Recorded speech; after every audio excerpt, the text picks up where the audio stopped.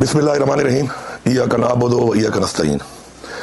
इमरान खान साहब से काफ़ी अरसे के बाद मुलाकात के हवाले से मैं आपको बताना चाहता हूँ कि चूँकि इमरान खान साहब से मेरी मुलाकात कोई 5-6 महीने पहले लास्ट टाइम हुई थी और इस दरमियान में काफ़ी ऐसे मामलात हुए और काफ़ी ऐसी चीज़ें हुई जो उनसे बताना और उनके साथ डिस्कस करना बहुत ज़रूरी था। तो हुकूमती हवाले से मैं ये कहूँगा कि पिछली मुलाकात में भी ये फैसला हुआ था कि हमने अपनी काबीना के अंदर और अपनी हुकूमत के अंदर जो चीज़ें की, इस्लाहात किए या करने हैं, तो उसके अंदर हम कोई तब्दीलियाँ करेंगे। और उस वक्त भी मैंने असद कैसर साहब को और शाहराम साहब को बुलाया था और उस हवाले से बाकी जो लोग थे इनके बारे में बातचीत हुई थी, उनको मैंने आगाह किया था कि इस तरह का प्लान बन रहा है कि हम कुछ मिनिस्ट्रीज़ में और कुछ मिनिस्टर्स में हम कुछ चेंजेस करेंगे। लेकिन मैंने इमरान खान साहब से कहा कि चूँकि बजट आ रहा है तो बजट के बाद हम ये तब्दीलियाँ करेंगे। तो उस हवाले से जब कल मुलाकात हुई तो हुकूमती हवाले से जो बातचीत हुई उसके अंदर हमने डिस्कस किया और उसके बाद कुछ फैसले हुए कि हमने इन डिपार्टमेंट्स में और इसमें शफलिंग करनी है अपनी कैबिनेट के अंदर।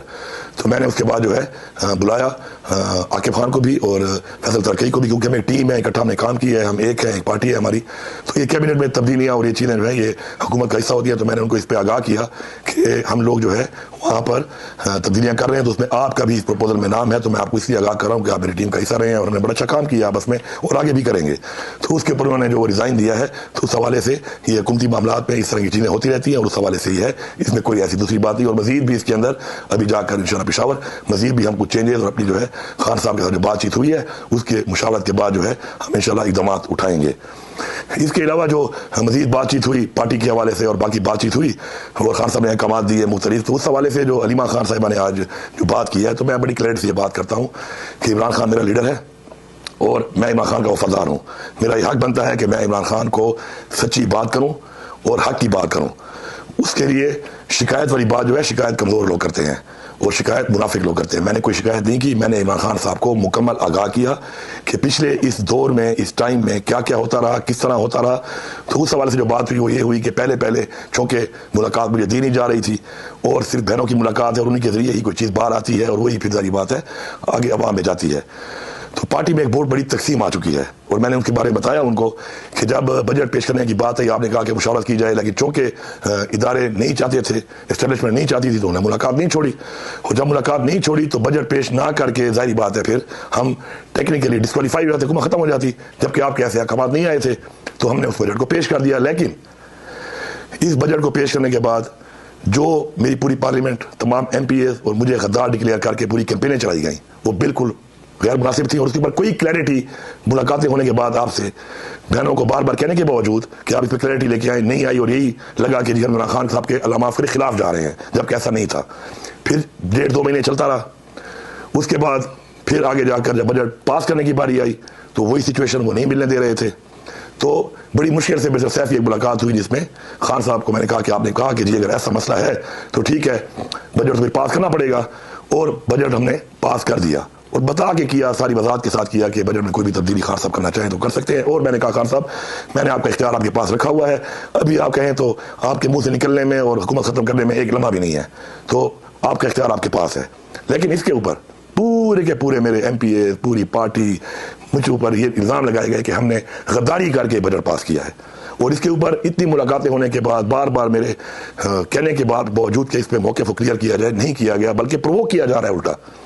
और प्रोवोक करके ये कैंपेनें चलाई जा रही हैं बार बार और मुतवातिर कैंपेनें चल रही हैं। फिर उसके बाद एक नया जो है कैंपेन चला दी गई कि जी माइनस इमरान खान कर रहे हैं। तो मैंने बताया कि माइनस इमरान खान न किसी की सोच है न किसी की जुर्रत है, जबकि इस माइनस इमरान खान वाली बात के ऊपर पार्टी में तकसीम करने में आपकी बहन हलीमा खान का ठीक ठाक किरदार है, क्योंकि शुरू से पार्टी के लोगों को डिस्क्रेडिट किया जा रहा है और पार्टी डिस्क्रेडिट होने के साथ साथ मायूस हो रही है। आपकी रिहाई के हवाले से इक़दाम नहीं उठाए जा रहे, बल्कि पार्टी के अंदर ऐसी गुरबंदियां बनती जा रही हैं कि उन गुरबंदियों में हर बंदा किसी न किसी जगह का सहारा लेकर उस गुरबंदी का हिस्सा बनकर अपने जो इंटरेस्ट है उनका फ़ायदा ले रहा है, अपनी जो इख्तिलाफात किसी के साथ हैं उनके फ़ायदे ले रहा है।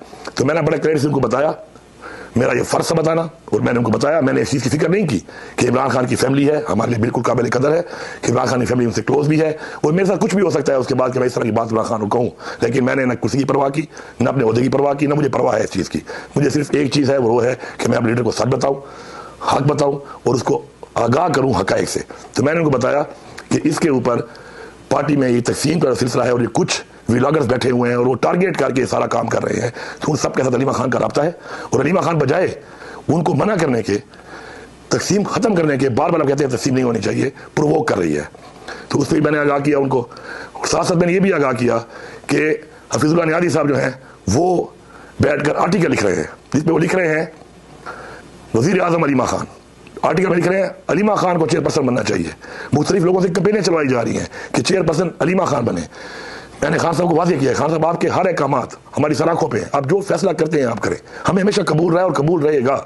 लेकिन कैंपेनें करके, लोगों को डिस्क्रेडिट करके, तकसीम करके ऐसे एजेंडों पे काम जो है हो रहा है, और जिससे पार्टी को नुकसान हो रहा है, आपकी तहरीक को नुकसान हो रहा है, और आपकी जो रिहाई है उसके ऊपर काम होने के बजाय इन चीज़ों पे काम हो रहा है। तो आपने अगर चेयरपर्सन बनाना है तो आप बिल्कुल बनाएं। हमारे लिए किसी और की निस्बत, आपकी फैमिली मेंबर, आपकी बहन है, जिसको भी आप नॉमिनेट करते हैं, हमारे लिए वो ज़्यादा काबिल कबूल होगा। लेकिन आप ये कर दें बजाय ये कि जो हालात चल रहे हैं और उससे जो नुकसान हो रहा है, वो जो मायूसी फैल रही है और तकसीम फैल रही है, उसमें मैंने बात की। इसके अलावा खान साहब को चूँकि पता है इस बात का कि जो इससे पहले हुआ, जब जो जिम्मेदारियां दी गई किस तरीके से हमने उसको निभाया, कितने हम कामयाब हुए, कितने नहीं हुए, स्पेशली 26 नवंबर के हवाले से। खान साहब की अहलिया जो इस वक्त नाक जेल में है और बड़ी तकलीफ गुजार रही है, क्योंकि वहाँ खुद मौजूद थी, तो ये सोशल मीडिया और मीडिया की बातों के अलावा खान साहब को उन्होंने एग्जैक्टली बताया कि वहाँ पे क्या हुआ, कौन था, किस वक्त तक था, कौन खड़ा रहा और किस वक्त तक खड़ा रहा। तो खान साहब सब जानते हैं इस मामले में, क्योंकि उनको जो बताने वाला शख्स है, जो उनकी बीवी है बुशरा बीबी, उन्होंने पूरा उनको एक्सप्लेन किया हुआ है, और चूँकि जेल में मुलाकात भी होती रहती है उनकी, तो उनको पूरी हर चीज़ का पता है। तो उस मामले के ऊपर किसी का ये कहना या मफरूज़े बनाना या कोई ऐसे एजेंडे बनाना कि ये हुआ वो हुआ, वो इस चीज़ से इसलिए बात है कि जो ऐनी शाहिद हैं बुशरा बीबी, वो खान साहब को सब कुछ बता चुकी हैं और खान साहब को सारी रिपोर्ट है उसके ऊपर। अब जहां तक बात है कि जी ये बात चल रही कि पार्टी में कौन ये काम कर रहा है, माइनस कौन कर रहा है, इसके ऊपर जो बात हुई, तो मैंने बड़ा क्लियर उनको बताया कि देखें, हमने हर तरह से फैमिली के साथ मिलकर पूरा काम करने की पूरी कोशिश की हुई है। लाहौर का यहीं पर लीडरशिप के साथ बैठ के जब फैसला हुआ, अलीमा खान उसमें मौजूद थी, बहनें मौजूद थी, कि हमने एक जाके एक इवेंट करना है लाहौर में और पार्लियामेंटेरियंस को लेकर मैंने जाना, मुझे जिम्मेदारी दी गई, मैंने वो जिम्मेदारी भी निभाई। अब वो जिम्मेदारी जब मैं निभा रहा हूँ, तो वो जिम्मेदारी निभाने के लिए लाहौर में मुझे कुछ जगह भी चाहिए थी।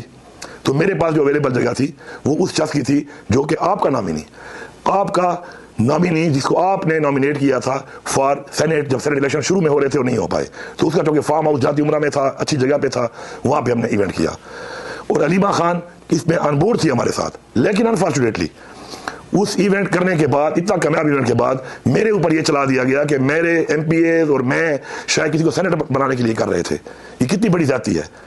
और उसके ऊपर भी हमारे पे गद्दारी के फतवे, और वही विलागर्स, वही लोग जो एजेंडे पे काम कर रहे हैं, जो राब्तों में हैं, जिनको ब्रीफ किया जाता है, जो बाकायदा स्पेस में मान चुके हैं, बात और रिकॉर्ड है कि जी हमें ये चीज़ जो है ये हमें बताई जा रही है और ये हमें यहाँ से फीड हो रही है, और ये एग्जैक्ट फीडिंग है वही कि जो खान साहब की तरफ से होती है। तो उसके ऊपर आपने फिर उसी बंदे को खुद नॉमिनेट किया, लेकिन उसके ऊपर भी हमारे ऊपर गद्दारी के फतवे लगाए गए, हमारे पे इल्जामात लगाए गए। तो बजाय क्लैरिटी करने के, उस इवेंट जो बैठ के प्लान करने वाली अलीमा खान साहब मौजूद थी, उसने सपोर्ट नहीं किया बल्कि उसको होने दिया। तो जब ये होगा, इस तरीके से होगा, पार्टी डिस्क्रेडिट होगी, पार्टी में तकसीम होगी, तो आपकी जो तहरीक है, मैंने खान साहब को क्लियरली बताया कि आपने फिर उसके बाद नॉमिनेट भी कर दिया, फिर मशाल का इशू आया, वो भी आपने नॉमिनेट की, उसके ऊपर भी यही होता रहा। और ये फजूल चीज़ों में उलझा कर तकसीम पैदा करके जो आपकी रिहाई का, जो हमारा असल मकसद है आपकी रिहाई, उसके ऊपर कोई काम नहीं हो रहा। मैंने बड़ा क्लियरली बताया कि काम नहीं हो रहा, और कोई ऐसे अहकाम जारी करें कि उसके ऊपर फोकस हो और सब मुत्तहिद हों, क्योंकि अगर मुत्तहिद नहीं होंगे तो ये जंग हम नहीं जीत सकते। हम मुत्तहिद होने के बजाय इदारों के, एस्टेब्लिशमेंट के उस मकसद पे हम चल रहे हैं कि जो वो जानबूझ के कर रहे हैं उसमें कामयाब हो रहे हैं, और जिसमें अलीमा खान डायरेक्ट एक रोल अदा कर रही है। तो उसके ऊपर ये हुआ कि मैंने बड़ी क्लियर से बताया इमरान खान को कि खान साहब, ये जितने लोगों को सजा हुई है या एफआईआर हुई पड़ी हैं, ये लोग तो जिलों में मौजूद भी नहीं थे। क्या उमर अयूब मौजूद था? क्या शिबली फराज मौजूद था? क्या जरताज मौजूद थी? बहुत से सारे लोग जो हैं वो मौजूद भी नहीं थे। हामिद रजा क्या मौजूद था? या 9 मई में जो 8 जिलों में एफआईआर में पड़ी, क्या वहां पे कोई लीडरशिप मौजूद थी? क्या ये लोग मौजूद थे? क्या ये वर्कर बेचारे सजा हो रहे हैं? ये इन्होंने क्या कैसा गलत किया था? सारे जैली पर्चे, झूठे पर्चे हैं आप पर भी, आपकी बीवी पर, लीडरशिप पे, वर्करों पे, और सजाएं होती जा रही हैं, आप खुद जेल में हैं। लेकिन अलीमा खान के जो बेटे के ऊपर ये बात आई, तो उस हवाले से वो मौजूद था और उसकी 3 दिनों में जमानत हो गई। तो मैंने उनको बड़ा क्लियरली बताया कि चूंकि इदारे इसमें काम कर रहे हैं हमें कमजोर करने का, और कोई जानबूझकर या किसी मकसद के तहत अगर उनकी साथ राब्ते में रहकर कोई ऐसा काम कर रहा है तो आपकी कौत को नुकसान दे रहा है, आपकी रिहाई, आपकी हकीकी आज़ादी की तरीक को नुकसान दे रहा है। और मैंने उनको बताया कि मेरी मालूमात के मुताबिक MI जो है वो फैसिलिटेट कर रही है अली मां खान को इस सारी कार्रवाई में। और मैंने खान साहब को इसलिए बताया कि मैं फ़र्ज समझता हूँ अपना कि मैं उनको आगाह करूँ उस चीज़ से जो हो रहा है, हमें जो कमज़ोर किया जा रहा है उसके अंदर जो उन्होंने कहा तो मैंने बिल्कुल बताया उनको, और वो इस फैसिलिटेशन में और हमें कमज़ोर करने में इस पूरे एजेंडे के ऊपर सपोर्ट दे रही है अली मां खान को। तो मेरा इससे बड़ा मौक़िफ़ क्लियर है, हम इमरान खान के साथ हैं। मैं सबसे ये कहूँगा कि इमरान खान की तहरीक, इमरान खान की रिहाई पे फोकस करो। जिस काम पे आप लगे हुए हैं, जो काम आप कर रहे हैं, मैंने अपने लीडर को खुल के बताया है, हर चीज़ से बाला तर के बताया है, और मैंने वफादारी का सबूत दिया अपने लीडर के साथ कि जो हक़ाइक़ यहाँ पे थे मैंने उनके सामने रखे हैं और मुझे इस पर फ़ख्र है। इसके अलावा मैं पूरी कौम को और पूरी दुनिया के मुसलमानों को एक पैगाम देना चाहता हूँ कि ये जो इस वक्त बात चल रही है फ़लस्तीन के हवाले से, हम किसी भी तरह बहैसियत मुसलमान, बहैसियत पाकिस्तानी अपने ईमान के तौर पर कभी भी इसराइल को तस्लीम नहीं करते। हम कभी भी 2 स्टेट को नहीं मानते, हम सिर्फ 1 स्टेट मानते हैं और वो है फ़लस्तीन। ये हमारा वाज़ेह मौक़िफ़ है और हम इस पर सब अपना ईमान समझ के इसके लिए हर हद तक इंशाल्लाह जाएंगे और साथ खड़े हैं अपनी फ़लस्तीन की आवाम के और फ़लस्तीन एज अ 1 स्टेट के साथ। शुक्रिया।